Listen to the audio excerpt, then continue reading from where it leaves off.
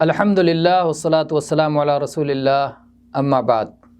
آج کے درس میں انشاءاللہ اللہ پر ایمان کے فوائد اور ثمرات پر گفتگو ہوگی۔ جب ایک بندہ اللہ پر اس طرح ایمان لاتا ہے کہ اس کی ربوبیت، اس کی الوہیت اور اس کے اسماء و صفات کو اچھی طرح سمجھ کر کے پوری طرح سے اللہ پر ایمان لاتا ہے تو بہت سارے فائدے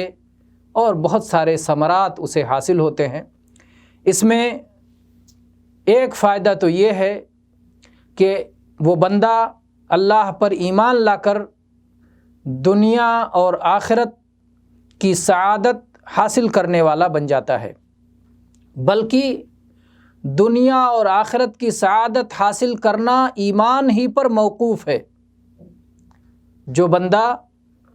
اللہ پر ایمان لائے گا وہی دنیا اور آخرت میں سعادت مند ہو سکتا ہے۔ جس قدر اللہ کی الوہیت، ربوبیت اور اسماء و صفات پر اس کا ایمان بڑھتا جائے گا اسی قدر اس کی سعادت بڑھتی چلی جائے گی۔ اسی طرح سے اس کا فائدہ یہ ہے کہ جب ایک بندہ اللہ کے اسماء و صفات پر، اس کی ربوبیت اور الوہیت پر ایمان لاتا ہے تو اس کے دل میں اللہ کا خوف، اللہ کی خشیت پیدا ہوتی ہے اور پھر وہ اللہ کا فرما بردار بندہ بن جاتا ہے۔ جس قدر اسے اپنے رب کی معرفت ملتی ہے اور یہ معرفت جس قدر بڑھتی چلی جاتی ہے اس قدر وہ اللہ کے قریب ہوتا چلا جاتا ہے، اللہ کی عبادت کا طلبگار ہوتا چلا جاتا ہے اور اللہ کی معصیت اور خلاف ورزی سے دور بھاگتا ہے، کیونکہ وہ اللہ کی عظمت اور شان کو پہچاننے والا ہو جاتا ہے۔ اسی طرح سے اللہ پر ایمان لا کر کے بندے کو اطمینان قلبی، نفسانی راحت اور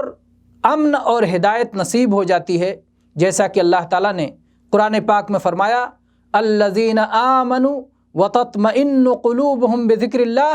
الا بذکر اللہ تطمئن القلوب۔ جو ایمان لاتے ہیں ان کے دلوں کو اللہ کی یاد سے اطمینان نصیب ہوتا ہے۔ خبردار، اللہ کی یاد ہی سے تو دلوں کو اطمینان ملتی ہے۔ اسی طرح سے ایمان کے فوائد میں سے یہ ہے کہ آخرت کا ثواب اللہ پر ایمان لانے ہی میں موقوف ہے۔ جو شخص اللہ پر ایمان لاتا ہے اور اس ایمان کے تقاضوں کی تکمیل کرتا ہے یہی شخص آخرت میں ثواب پائے گا اور یہی شخص آخرت کی وہ جنت پا سکے گا جس کی چوڑائی، جس کی وسعت آسمانوں اور زمینوں کے برابر ہے، اور جس میں اللہ نے وہ نعمتیں رکھی ہیں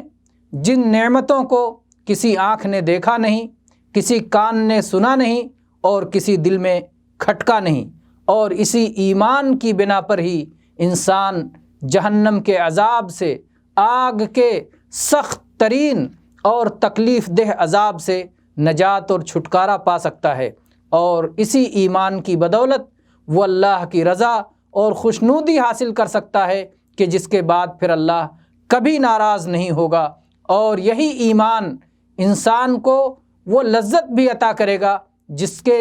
بڑھ کر کوئی لذت نہیں ہے، اور وہ لذت ہے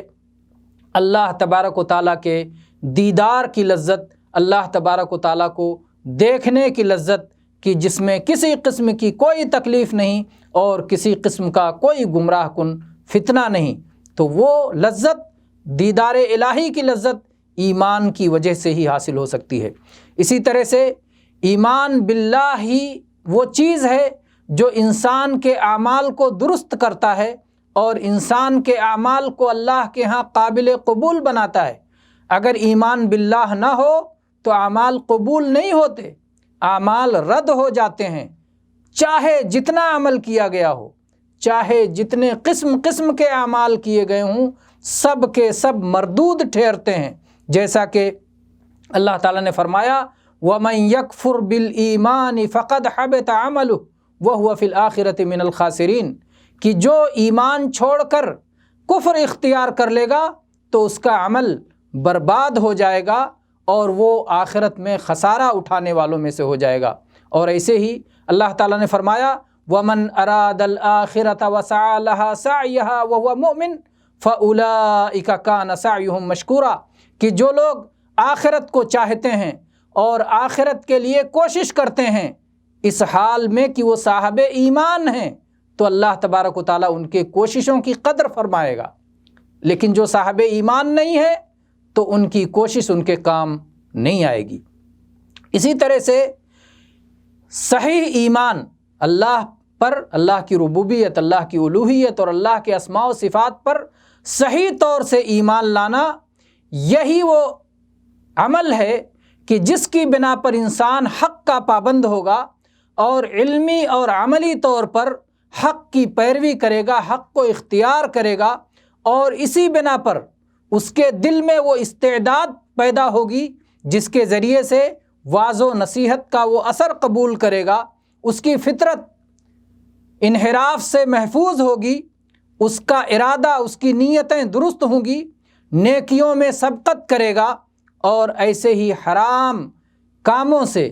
برائیوں سے دوری اختیار کرے گا، اخلاق حمیدہ کو اپنائے گا اور مفید آداب کو اختیار کرے گا۔ اسی طرح سے اللہ پر ایمان ہی وہ چیز ہے جو اہل ایمان کی پناہ گاہ ہے۔ انہیں خوشی ملے، انہیں غم ہو، وہ امن کی حالت میں ہوں، خوف کی حالت میں ہوں، ان سے گناہ ہو جائے، انہیں نیکی کی توفیق مل جائے، جو ان کی حالت ہوتی ہے ہر حالت میں وہ ایمان ہی کی طرف پناہ لیتے ہیں۔ یہ تمام صاحب ایمان کے لیے پناہ گاہ ہے ایمان۔ جب انہیں کوئی خوشی کی چیز ملتی ہے تو فوراً اللہ کی حمد و ثنا کرتے ہیں، اللہ کا شکر بجا لاتے ہیں، اور اللہ کی نعمتوں کو اللہ کی مرضی کے مطابق استعمال کرتے ہیں۔ اور جب انہیں کوئی مصیبت آتی ہے، کوئی غم ہوتا ہے، کوئی تکلیف پہنچتی ہے، تو اس وقت بھی وہ اللہ پر ایمان کی پناہ میں چلے جاتے ہیں، اور وہ اللہ پر تقدیر، اللہ کی تقدیر پر ایمان کا اعلان کرتے ہوئے وہ امید رکھتے ہیں اس مصیبت پر اللہ سے اجر و ثواب ملنے کی، اور اسی طرح سے وہ تسلی لیتے ہیں اپنے ایمان کے ذریعے کہ یہ اللہ تعالیٰ کی طرف سے مجھ پر مقدر ہے۔ اسی طرح سے جب کوئی خوف کی چیز آ جاتی ہے، کوئی غم کی چیز آ جاتی ہے، تو بھی ایمان ان کی پناہ گاہ ہوتی ہے، ان کے دلوں کو اطمینان اور ان کے اعتماد کی عظمت اللہ کے ساتھ بڑھ جاتی ہے، وہ اللہ پر توکل کرتے ہیں کہ اللہ تعالیٰ ہی اس خوف کو امن میں بدلے گا، اللہ تبارک و تعالیٰ ہی اس غم کو دور کرے گا۔ اسی طرح سے جب وہ کوئی نیکی کرتے ہیں تو اس وقت وہ اللہ کا شکر ادا کرتے ہیں، وہ ایمان کی پناہ میں جا کر یہ کہتے ہیں کہ یہ نیکی کی توفیق بھی اللہ کی طرف سے ملی ہوئی توفیق ہے، اس لیے وہ اس نعمت کا بھی اعتراف کرتے ہیں، اور وہ چاہتے ہیں کہ مزید اس طرح اللہ تعالیٰ کی طرف سے نعمت اطاعت کی ملتی رہے۔ وہ حریص ہوتے ہیں کہ اللہ کی یہ نعمت ان پر جاری رہے۔ اللہ تعالیٰ سے اس لیے وہ ثبات قدمی کی اور توفیق ارزانی کی دعا کرتے رہتے ہیں، قبولیت کے لیے دعا کرتے رہتے ہیں۔ اور جب ایک صاحب ایمان بندہ کبھی کسی گناہ میں پھنس جاتا ہے، کبھی کسی برائی میں پھنس جاتا ہے، تو بھی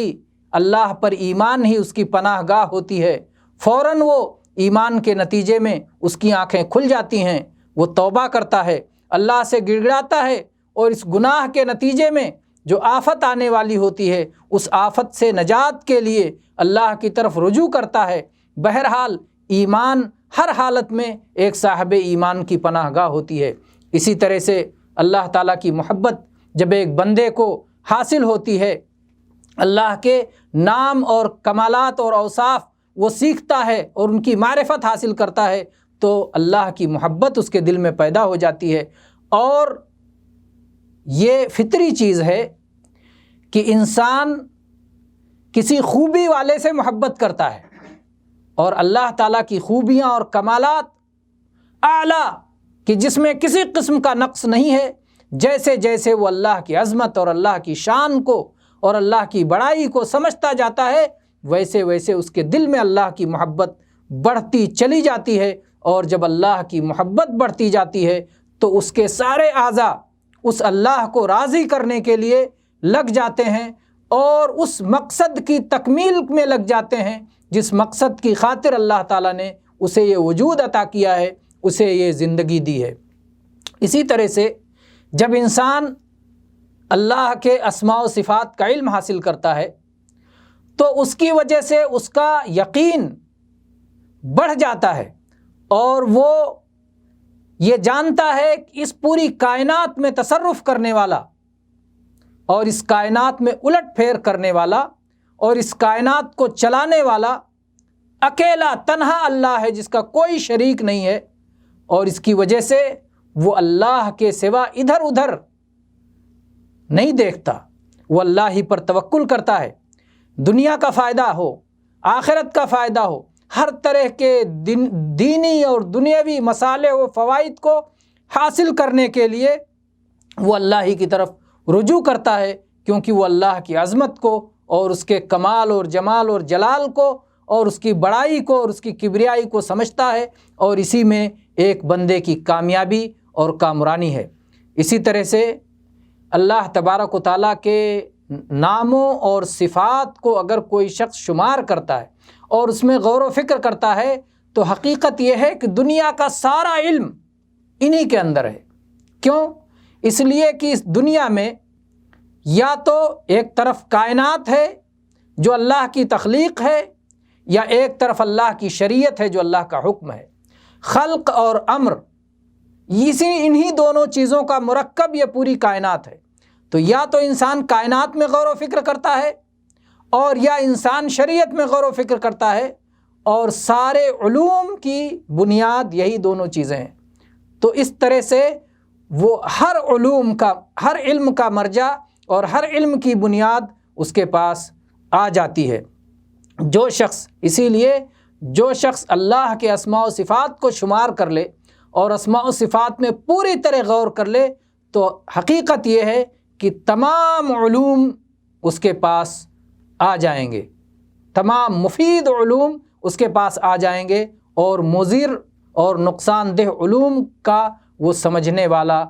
اور ان سے بچنے والا ہو جائے گا۔ اللہ تبارک و تعالیٰ سے دعا ہے کہ اللہ تبارک و تعالیٰ ہمیں ایمان کے فوائد سے بہرہ ور فرمائے۔ آمین۔ وآخر دعوانا ان الحمد للہ رب العالمین، وصلی اللہ علی نبینا وسلم۔